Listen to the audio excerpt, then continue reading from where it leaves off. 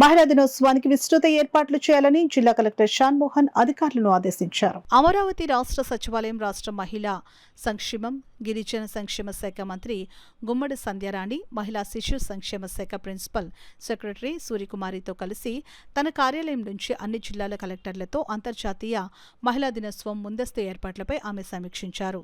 ఈ video conference కు Kakinada collectorate నుంచి జిల్లా కలెక్టర్ షాన్మోహన్ అధికారులతో కలిసి హాజరయ్యారు. వీడియో కాన్ఫరెన్స్ అనంతరం జిల్లా కలెక్టర్ షాన్మోహన్ అధికారులతో జిల్లాలో నిర్వహించనున్న మహిళా దినోత్సవ ఏర్పాట్లపై సమీక్షించారు.